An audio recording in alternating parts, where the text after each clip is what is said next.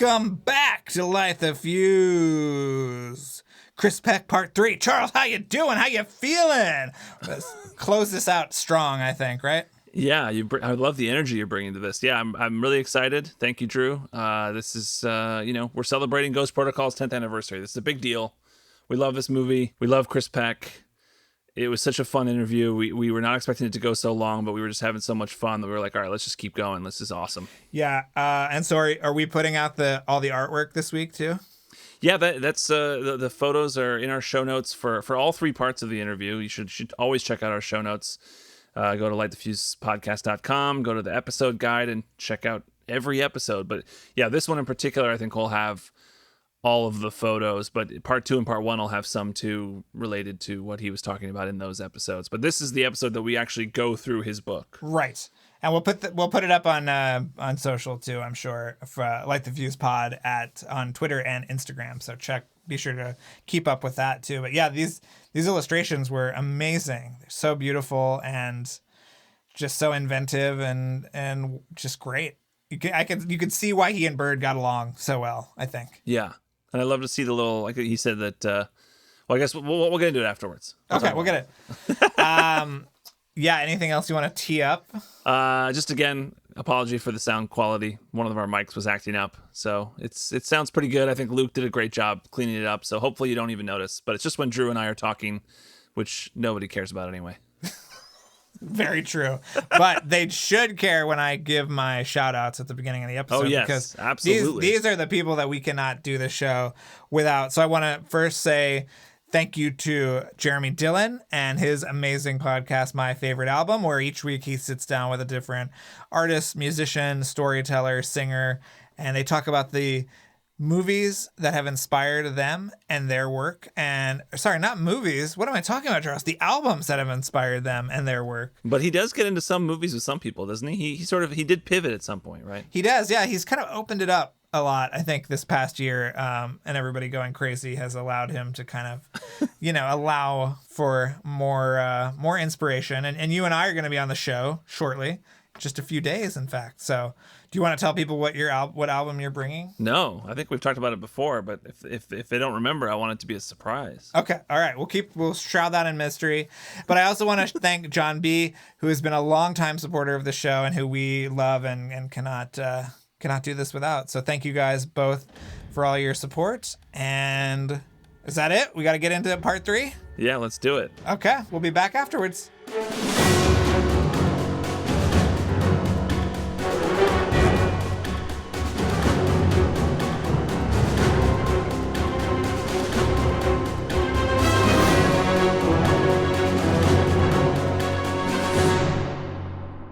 I don't know how pressed you are for time right now, but the book you brought, is there anything to look at and that'll jog any memories that we should look at? To be honest with you, I haven't looked at this book in a long time, and so I kind of said, yep, boy, that's the book. It would be a real shame if this book went missing. I see that it says Aries on it. And it has the Oh, yeah. That was our code name at the time. They've kept it going, too, since then. Let's see. Yeah, that code name is still going for all the sequels since then.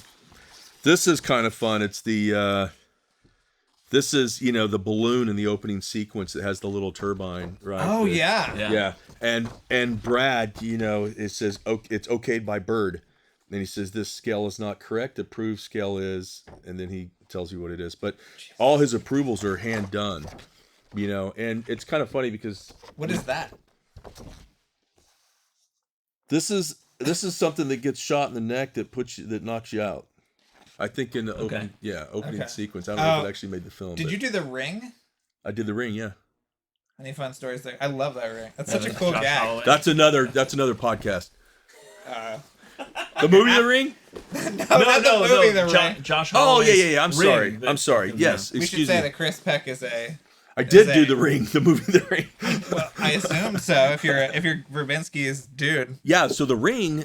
Did you talk to Brad about that at all? Well, we know that it's got the A113. Yeah. On it. I think that actually that was before the Ring. Yeah, before The Ring happened, that was it. So, do you know what the A113 is? Yes, of course. The legendary room at CalArts. That's exactly right. So Yes, I'm a big animation guy. So. Let's see here. Here's this. The Brad Bird salad tosser, the sonic device. Sonic boom. So it creates a sonic boom. I'll tell you what's kind of cool. right. I mean, the listeners can't see this, but in the illustration, this is really important. There's a scale. Oh yeah. Okay. And a lot of times, you can design, concept these great props, and then when you start building, you're like, oh my God, the mask making machine is twice as big as it is supposed to be. I think Paula was supposed to have that in her backpack, right? Yeah, she has a backpack. Right. Yeah. Yeah, we'll put pictures of this in the show notes so people can look at it. The biometrics device, this was totally like 2 weeks before it shot. Like, hey, we want to. Whenever he's in the back of the van to make sure it's in there, she's trying to swab his mouth and all that. Yeah. A funny moment. There's the swab right there, actually. Wow. And then you were saying before we started recording that the Russian phone, you found that, right? Yeah. Let's see here. We hooked up with a unit production manager out of Russia. Actually, so the film was going to shoot in Russia. Right, we were going to do our visual effects unit. You know that, right? Our film was the visual effects unit did plate shots. Of the Kremlin. Jeffrey Chernov and Tom Peitzman and this very small crew went over there. And because of that, and that was in development for a while, there was a unit production manager they were working with, and I needed, I don't know. For me, it's like, yeah, we can make that stuff, but why make it when we have a contact in Russia? So I was like, hey, man, I need a phone. We're going to have a Russian hospital scene. I'm going to need all this medical stuff. And then, what happened was a lot of things. All of a sudden, it's like the little ID that Tom and Simon show when they go into the Kremlin, right? All of a sudden, this it had the double-headed eagle that's part of Russia's the flag and their insignia. This guy was like, yeah, I can get you this or I can get you that, and all this stuff started showing up besides the phone and besides the hospital stuff. Sounds like this guy might have been kind of an operator. Yeah, pretty legitimate. No, but it was, and there was stuff for set deck as well. And we were in Prague, and it's like, yeah, we're going to put this stuff on a truck, and we're going to drive it across and go across Ukraine at that time, and it shows up. And you couldn't do that today. No. But he got you a Russian he got a phone. Yeah, he shipped it to L.A. A company, Studio Art Technology. They got one or two of these and built it, and I mean that's what it is. There was a screen in here, and the phone split and opened up, and all that is practical. Everything on camera you see is practical with that. So was there a little squib or something inside when he hits it to make it? Yeah. So that's right. So special effects came in, the day of shooting and just added that. That's right. So great.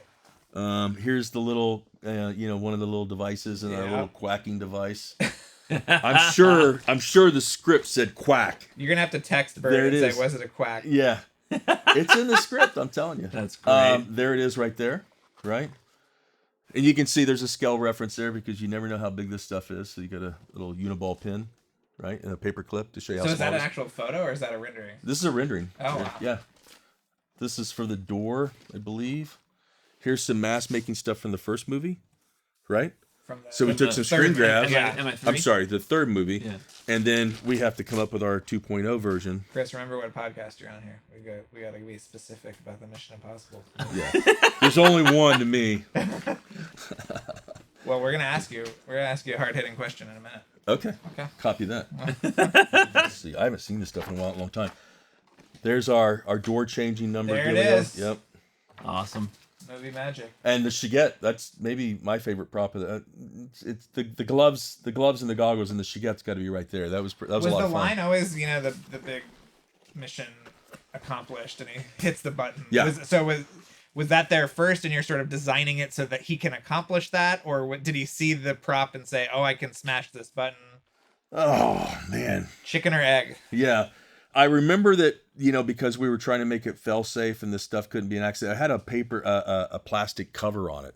And Tom's like, no, get rid of that plastic cover, man. I got it. And he was smash it. The moment of it smashing.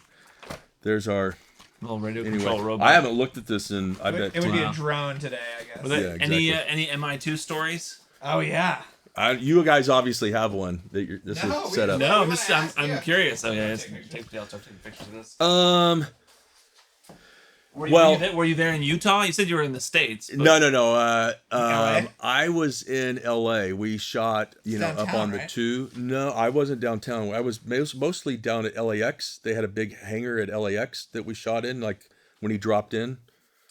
Oh, into the Yeah. bios side. Yeah. Yeah, okay. So for me, to be honest with you, I'd never worked on a movie of that size or scale. Okay. And dreamed about it, to be quite honest with you. And I was a little nervous, here I am on mission. I'm a prop guy. I'm just a prop assistant at that time. And I'm Tom Cruise, Mission Impossible. I'm down there helping out a friend. And I go on set and there's a guy, his name is Keith Campbell, and he was Tom's stunt guy. We have had Keith Campbell Yeah. on. He's And friends with Charles. Keith is a fantastic guy. Such a great guy. Great guy. And, I honestly, and why I'm nervous, I don't know, but I was a little nervous, being on the set. I just trying to feel comfortable like I belong there. And Keith's like, "Oh, hey, Kris, how's it going?" Because Keith was on Mouse Hunt, Gore Verbinski's stunt coordinator. Oh. So, small world. But so I show up and Keith's like, "Hey, Kris, what's going on?" And really just made me feel completely comfortable. Yeah. Immediately. And that was kind of, I felt like I belonged just, because of my buddy, Aw. But I was, just a day player doing my job. My wife had just had a baby at that time. And so I was kind of in between jobs and just picking up some work. Right. Trying to get out of the house. Right. Well, you worked with Bird again, obviously. And I'm always curious how these kind of creative relationships evolve and change. And so what was that like on Tomorrowland? You got to do so many cool things. I appreciate, as a Disney fanatic, I appreciate going back to the original 1964 boats on Small World. I think that was a lovely touch, I will say. But yeah, what was that experience like? Incredibly creatively liberating. Okay. I hope that's Go ahead. Yeah. Well, no, like it's very much like Mission, like you're reading this stuff, and I was given a lot of space by the filmmakers to like, hey, you've got your illustrators, you've got our support. Let us know if you need anything. Scott Chambliss was our production designer. Scott would say, "Kris, you go work with the illustrators, go design it based on the notes from the script and what, if you and Brad are talking." And he goes and show me your version. And if I got some notes, I'll give them to you. And so working with Scott was fantastic because that was the first. We had Scott on the show too. Scott was is the first level of you got to get it past Scott's sniff test before it goes to Bird or anybody else. And Scott would have he would have these great ideas, like one of the guns in Tomorrowland. It was about this. He kept coming back. "I don't know. There's this cheese cutter," and he goes, "And I keep seeing this gun kind of being like a cheese cutter of the guys, the Dave Clark, the Dave Clark 5." Yes. I keep seeing it. This cheese cutter, and all the cheese cutter was this piece of metal, but it was a shape. And I love working like that because it's not saying, "Here, I want you to do this exactly." It's saying, "Take this idea and go do something with it and bring it back to me and see what it was." And so the illustrator on Tomorrowland was the same one, Tim Flattery, who was on Mission Impossible Ghost Protocol. And he had worked with Scott previously as well. So it's great when you get that shorthand, but also and honestly, the greatest position to be in is when someone says, you can read the script, they're big props, they're challenging, and it's not like you can go pick up a manual and figure it out. But they say, go do your thing and let us know if you need any support. And that's how, Jeffrey Chernoff was the producer on Tomorrowland as well. And, and that's how Jeffrey works with all the departments. He's like a fantastic producer to work with. And Brad, and we were over at Disney for months doing all the concept stuff and putting it up on the wall. So, all of us are together. It's like Brad's there, Jeffrey's right next door. Scott's down 3-4 rooms down, and I'm 2 or 3 rooms down from Scott. So we're all right there every day, and it's easy. Oh, by the way, what do you think of this? Is that so that like Sean Bailey can walk in and say, "Oh, this looks good," or I mean, is that because you're in the Frank Wells building? We were over. There's like a Disney annex that's off Olive. Okay. I can't remember the address, but it's right there. It's just a block away from Disney. Okay. But they are permanent residents of the 5th floor there, I believe. Okay. And I've actually worked there many times, but we were there on Tomorrowland, all of us together every day. And you worked with Verbinski a number of times, who I find a fascinating character and who I always love talking to. And you've talked to Gore? Oh yeah, because I'm a film journalist, so I've covered. Right on. I was in New Mexico for the Lone Ranger junket, and I was one of the few people championing Cure for Wellness, but Yeah. I loved it. I So, did too. I yeah, agree. Yeah. But what is He's that a very relationship dear like? friend. We've heard some funny stories from Noel about At World's End. The ship not blowing up correctly when they were doing that whole scene. Right. But yeah. So tell me about Gore and your relationship with him. Well, Gore's a really dear friend of mine. Yeah. He's a killer guy, killer dude. Away from work, we have a lot of similar interest: fly fishing, backpacking, music. Enjoy good wine, good food. He's a friend, and I wouldn't be sitting here right now. I've been given a lot of opportunities by a lot of people. None of it would have been possible without Gore. Because really, I worked with him on Mouse Hunt. I was the assistant prop master. And during that film, we became friends, and we spent a lot of time together away from work, backpacking at 11,000 feet, bone fishing in the Caribbean when a white squall comes through, and you don't know if you're going to make it back to the boat. And we've had some really, really fantastic moments we've shared together, but none of it would be possible without him, because when Pirates came around, Pirates 1, Clayton Townsend, I think, was the producer on it, and Gore wanted me to do it. And Clayton called me in and did an interview, and he says, to be quite honest with you, you're here because Gore's asked us to bring you in. He goes, but this movie's bigger than Gore Verbinski. This movie's bigger than, Jerry Bruckheimer. This is Disney reintroducing a ride, and a tentpole movie, which I didn't even know what tentpole movie meant at that time. But he said, and we're going to, probably go a different direction. And they did. So when Pirates 2 came around, they hired a gentleman named Rick Heinrichs, was the production designer, brought in a guy named Jerry Moss. Jerry found out he had stage 4 lung cancer very early in prep. And Jerry told Gore, listen, they were on a scout, I think, or something like that. And he said, I've got cancer, and if I can't make it, I'm going to be the first to raise my hand and tell you.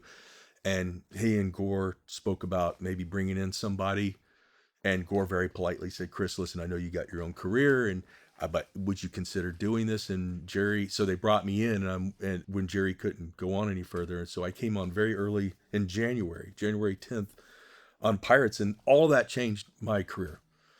That's the long version of a saying. Well, you're also responsible for some of the most iconic props, I feel like, in the last however many decades of movies. I mean, his compass and all of that stuff, these are kind of immortal props. I wished I could take credit for the compass, but I can't. I mean, it was part of the Pirates 1. I didn't do that. Chuck Stewart was a prop master.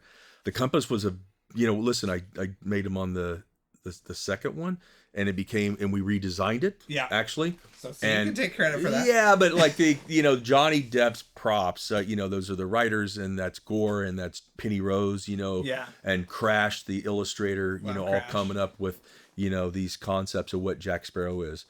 So were you on the live action shoot for Rango? Yeah, absolutely. That is such a fascinating thing, and I love it.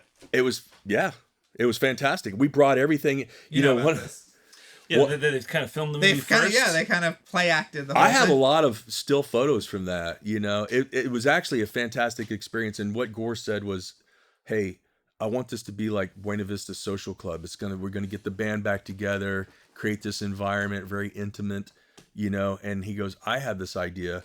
We're gonna get the actors in and we're gonna rehearse it. And then we're gonna go into this basically sound. It wasn't a sound booth, but for lack of a better term, they had a duvetine and all this sound dampening stuff with microphones. And then after they would rehearse it and shoot it on video, then they would go record the lines. Okay. So that was all at the same time. Well, I mean, they weren't recording when you guys were acting it out, right? What ended up in the film was 10 feet, 20 feet away in this makeshift sound booth that they did. Okay. But they would rehearse it and shoot it on a video camera. They had dollies. We brought in a 30-foot bar. We brought in, it wasn't 30 feet, but it was literally like a 15, 20-foot bar. We brought in swinging doors. We brought in all the tables, the cards, the whiskey bottles, all the shotgun, the wagon with all the stuff hanging off of it. Right. Literally brought everything in.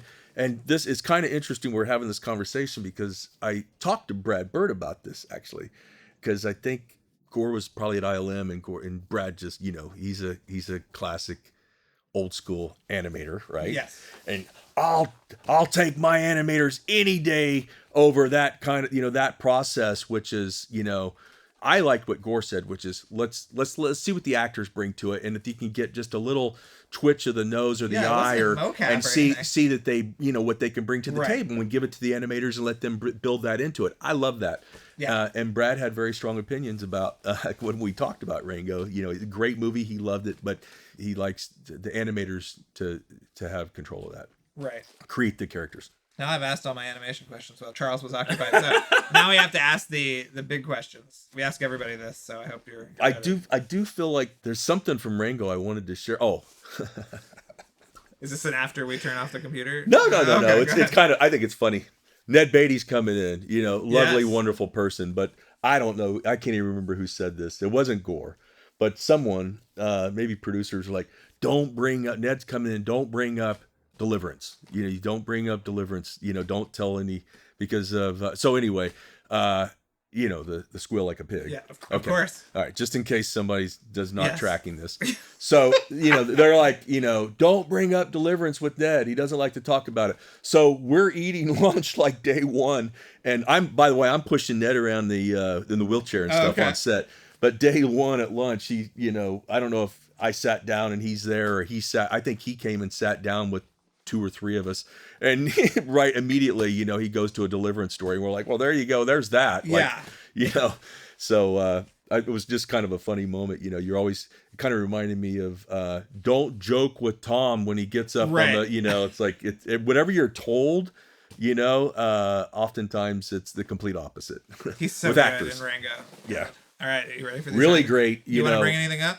Just The Dark Knight. You were in The Dark Knight? Yeah, that's right.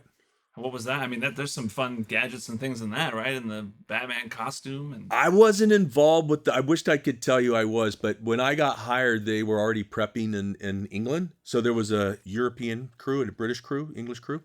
And then there was a lot of the movie was going to take place. So they had Cardington. Do you know what Cardington is? No. Cardington is these big dirigible hangars from World War I. That's the most miserable night of my life was spent at Cardington. Okay. Because there's no walls. It's just I was so massive, fucking cold. Yeah. I was on the set of Doctor Strange, and they had us in a little tent. Uh-huh. And I was just freezing the whole time. Right. watching Benedict Cumberbatch do this and scream. Just move his hands around. Yeah. Well, it's a massive dirigible hangar, and when I was there, I did go over there and interact with the English crew, for a couple days, to hand off some props. But it's all Gotham City. Anyway, they were shooting all the interior, like the Gotham City stuff there, and then a lot of it happened. One of the largest freestanding structures in Europe. I bet it is. Yeah. It has to be. It's massive. Wow. But you can literally drive cars inside this hangar. Wow. And Gotham City is inside this hangar. But a lot of it was shot in Chicago. So, working in Chicago was cool. Working, the Sears Tower, one of the tallest buildings in the world. That's cool. So I guess what I want to say is, a lot of the concept stuff and Nathan Crawley's the production designer. He had been working with Chris Nolan for months, maybe a year prior to ever shooting, to develop all of that stuff, the concept stuff, and most of it was built by, I think, Chris Corwell, the effects coordinator, and some companies in the UK, and the weapons and that motorcycle. Does he have that cool like sort of a gun that shoots some kind of electronic volts or something? Am I making this up? Is that in that one, or is that the next one? I don't remember. It might be in Dark Knight Rises. Together. Yeah, I'm sorry, I didn't do the motorcycle, but I saw that stuff show up in set the very first time. That was pretty cool. They brought in a guy from France, the guy that rode the bike. It was pretty amazing. Did it feel like this is like a big, important movie? Like, do you know that when you're making a movie? Or is it something like...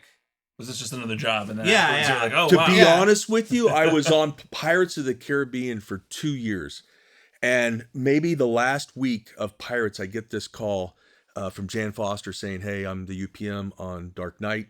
And, we're interested in having you do this. And she, we kind of talked about the deal. I literally finished after 2 years, literally 2 years and 2 months on Pirates. On the 24th of February, I finished my last day, and on the 26th of February, I was on a plane going to Chicago to go until I think I was there till October when we took off and went to Hong Kong or something like that. So it was a really long run. Wow. Not much time to think about it. No, but no, like when you say, was it big? Did you know? I literally like went from one to the other, and I didn't know. I didn't see Batman Begins. I didn't know who Christopher Nolan was at that time. I'm honestly, and I can't. To be honest with you, what I was thinking was, why are they remaking Batman and with the Joker? Like Jack Nicholson, was like he was the Joker, and so we're in Chicago. We're going to shoot the bank sequence. Okay, with all the money bags and the whole sequence is going to be in this post office in Chicago. And I've got to go to the makeup trailer to show Heath this knife. And I go into the trailer and I introduce myself to Heath and I show him this knife and I come out and I'm like, oh, I get it. Heath had the knife and he had his, his makeup was being put on maybe for the first time. I don't know. Like literally, It could have been the first time. We weren't shooting that day. It was like, it was 2 days, 3 days before we're going to shoot. Heath's in the trailer. He's always riding around on his skateboard at that time. He's in the trailer. He's getting his makeup on and he has the knife in his hand. And he's like, he's trying to figure it out, trying to get in character. So that was the moment when I was like, wow, this is really cool. Heath, I know why they're doing the Joker. He was something I'd never seen. And then we would go after when we shot the bank sequence, we would go to dailies every day and they shot it. It was IMAX, right? So yeah. I'll never forget sitting in dailies and, we would have a scene, we're shooting Heath's coverage and you'll have a 2-minute shot from beginning to end. And there may be 2 seconds that's in focus because of the depth of field when you're shooting, the lighting. Right. You've got Wally Pfister, the Prince of Darkness. There's not a lot of light. You don't have a lot of depth of field. And when in this one take, and I'm sitting there because I don't know. I don't know these. I never worked with these people. I didn't know the process. All I know is, oh my God, I just watched a take and it's all out of focus. And there would be 2 seconds that's in focus. But Chris knew what he wanted, and he would use that and that's what ends up in the movie. Wow. And I went to dailies. We went to dailies every night and watched it. We watched them and you finally figured out this is what they're going to do. Wow. And the IMAX was really kind of that was the first big.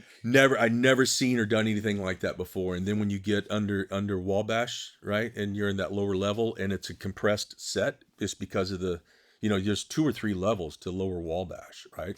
I think that's what they call it. I hope I didn't get that wrong. But just because you're in that underground sequence, now you've got a rooftop and you've got this armored truck and it's a compressed and you IMAX, which is totally not natural, but it almost forced you to be a little uncomfortable as a viewer. Yeah. Kind of cool. It's awesome. You worked on Wind Talkers, so my first question is, do you still have John Woo's phone number? Because we would love to have him on the show. Yeah, I know who does. His prop master was Don Milojevich. So I told you I was on Mission Impossible 2. Yes. And Don Milojevich had me down to do Mission Impossible 2 like a month or month and a half in LA. And he said, hey, I'm going on to do this Wind Talkers, with John. He's going right on to it. And like I said, my wife had just, was having a baby. I couldn't go to Hawaii, but when they came back again in LA, I joined and did all the movie. We shot it out in Acton. John's a wonderful filmmaker and a very kind man, fantastic to work with. And I hear, everybody tries to talk about what their favorite Mission Impossibles are. I'll say this, I love Mission Impossible 2, and I talk to people and it's not their favorite one, but it's, I think it's fantastic. I love the, there are supporters. There are other MI2 supporters. Don't worry. The sequence we love them all. Well, when they're going up the steps and it's with the Spanish villa and the soundtrack and she's in the bathtub. Yeah. I love that sequence. Yeah, Hans Zimmer's music is absolutely with the knife in the eye moment at the end. It's absolutely just amazing. Love that. And the the Moab. Were you part of that knife at all? No. Yeah, Australia. It was clearly Australia. Well, that's one thing about that movie is that a few more locations would have been nice. In 2. Well, the opening sequence when he's climbing and they're doing Iko Iko. I love that. Yeah. Any cocktail reference we can get into anything, we also love.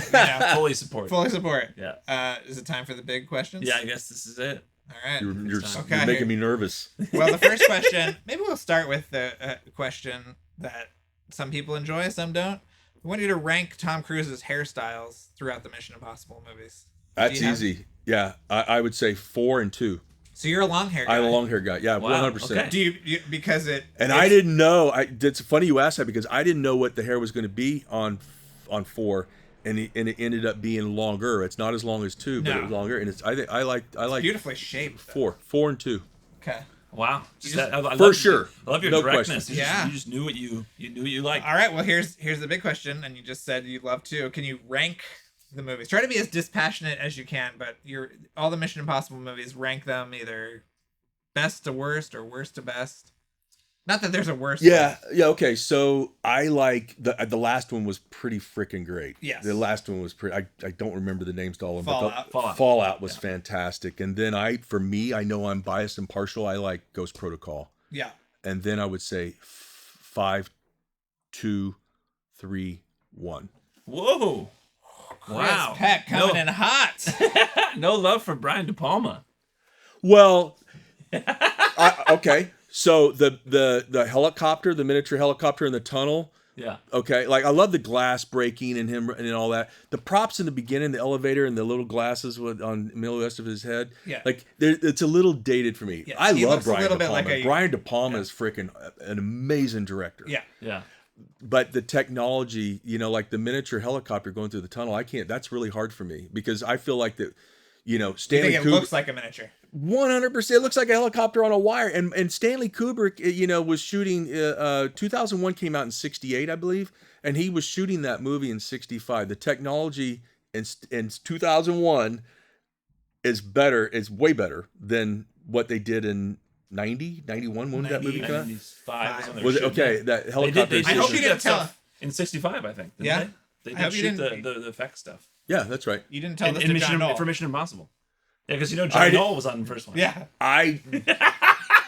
When we talk about, listen, John, I would like to say John's a friend of mine. He's certainly my film family friends. Yes. 100%. I've worked with him, a bunch. No, I didn't tell John that. Let's hope But I don't think he's John. not listening. I don't think John him and his brother had invented Photoshop at that time or any of those programs, so they would have figured that out. Well, John animated the knife coming down from the ceiling on his home computer. He was forced into it by Brian De Palma, who said, "I'm not going to give you your VFX supervisor." That was the airplane shot. Oh, the airplane he shot. Asked him, Yeah. He said, "I'll give you the credit if you do the airplane shot." Wasn't that what the story Yeah. was? Something like that. Am I wrong about the helicopter? We love it. I think it's great. Really? Yeah. It feels to me like it's a miniature on wires or something. I don't know. I love I love that they were still using practical things like that helicopter mixing with the sort of prototypical computer graphics and. Right. Well, listen. That movie is the flagship to a series that we're into the 8th one now. So obviously, Yeah. We always wonder what it would look like today with Cruise putting himself out there. Well, now if that stunt was planned for a movie, now he would actually fly the helicopter into a tunnel and would actually do it. Yeah. Right. So that's what it would look like. Yeah. Fallout was amazing. Yes. I mean, really the helicopter was. stuff in that It was delivered. just Absolutely, it What do delivered. you think of the new mask machine in that one? That may be a It's trick question. Like a smaller little suitcase. Yeah, it's sort of a to-go. You get a little scanner to scan your face, and Yeah. it's cool. I don't know. I don't remember. It must Didn't leave an impression. Yeah. So I guess were you in Greece on Knives Out? Is that my impression? Absolutely. Okay, so Yeah. you have How anything did else you you know want that? to? You just said you were working with Rian Johnson. Oh. I'm not a Yeah. not a detective. I figured I'm not correct. No, Greece was amazing. Yeah, Because we weren't in So this is the new Knives Out then. Knives Out 2. Yeah, but they're not calling it that. Like I think like on IMDb it says Knives Out 2 because It's but not out it yet. will not be Do you Knives know Out. what it's called? No, I don't know that anybody does, but it will not be Knives Out 2. Right, but it's the second Daniel Craig That's adventure. right. That's right. And that is an amazing group of people, like really supportive. Are you coming back for 3? We'll see. I hope so. God, that would be great. Yeah. Yeah. That's cool. Got along with them really well. we're very excited about And, that. and you know what? They had really some huge props. There was not a lot, but like 3 massive props, and I think that's why they brought me in to help with that. We so won't it's say fun. what the props are. Yeah. But I'm sure that'll be in the next year or so. We'll get Fun. that. Maybe by the time we get you back for Top Gun Maverick, Yeah. That'd be good. Maybe Yeah, there'll we be some got- more we can talk about. If there's a Bring me trailer back to or talk something. about Greece. That was really cool. Okay. Anything else you want to plug? Anything coming out? Yeah, well, we were talking about Dark Knight earlier. Yes. And I did I've worked with Christian on Bell on a few movies, and he's a lovely person to work with. And I just finished this David O. Russell movie with him last year, which I'm excited about. And I'm now prepping this Scott Cooper movie with Christian called Pale Blue Eyes. That's love that book. Great novel. Yeah, and the script is truly one of the best scripts I've ever read in my life, and I'm really excited about it. And I'm actually leaving Monday to go out. Oh my God! Well, thank God you. Yeah. Thank you so much for coming in. Yeah, making time for us. Yeah. Thank you. My pleasure. And we have a soft commitment that you'll come back for Top Gun. You got it. Okay, great. Awesome. Thank you so much. Thank you. Thank you. Appreciate it, guys.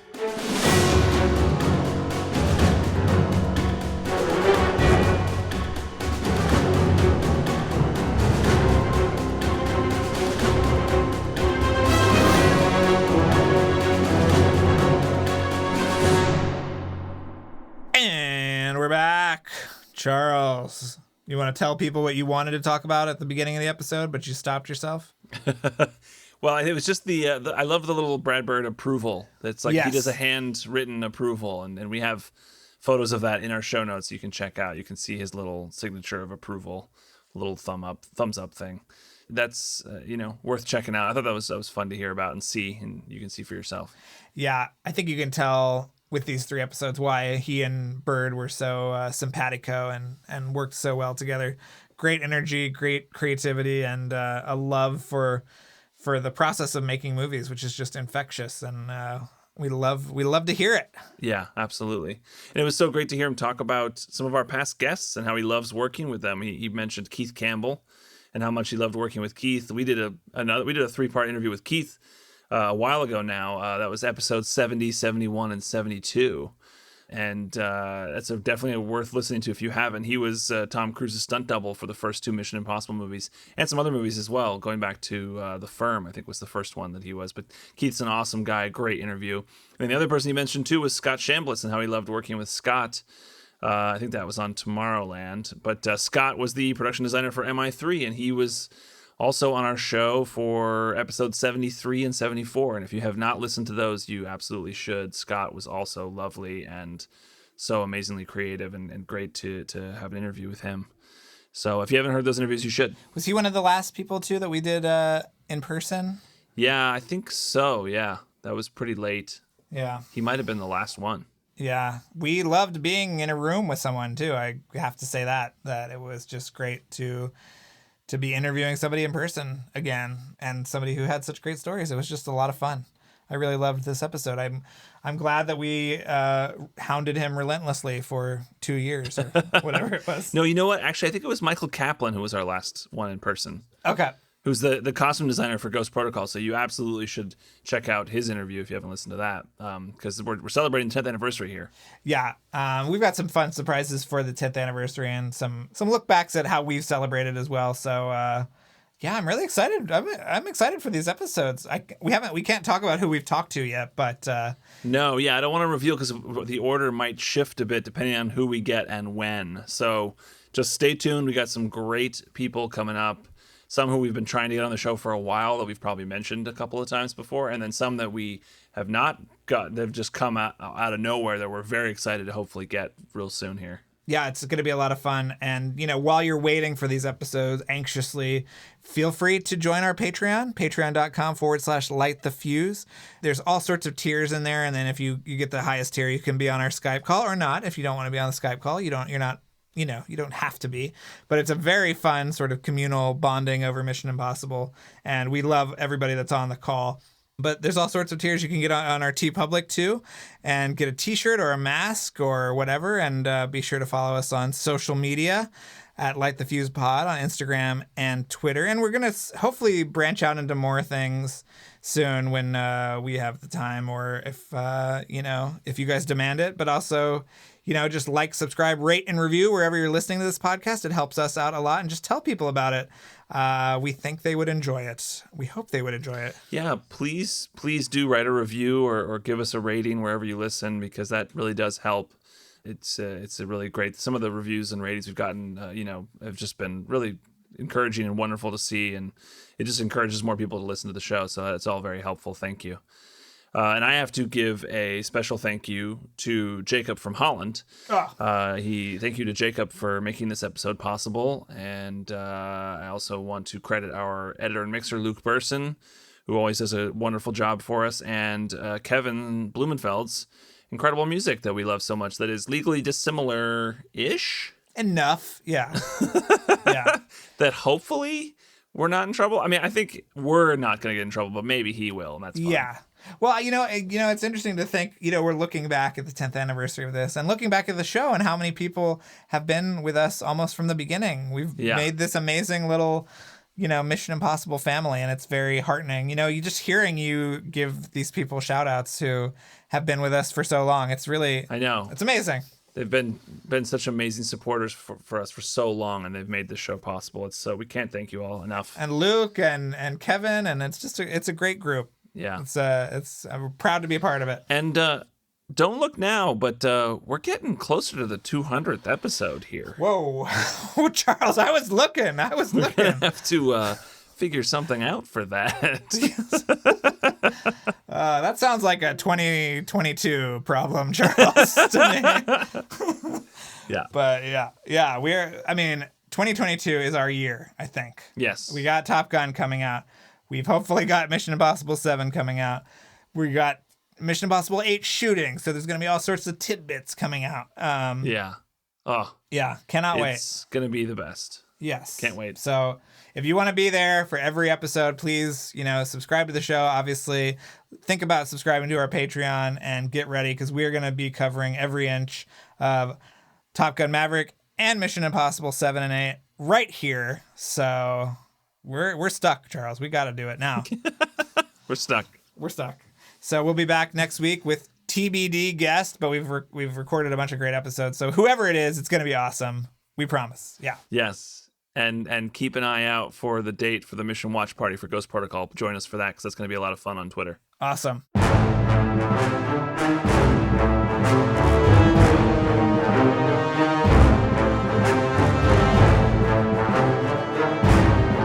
Thanks again for listening, everyone. Before we go, another mission, should you choose to accept it, please rate, review, and subscribe wherever you listen to podcasts. And remember that you can follow us on Twitter and Instagram at LightTheFusePod, and email us questions or comments at lightthefusepodcast@gmail.com. This message will self-destruct in 5 seconds.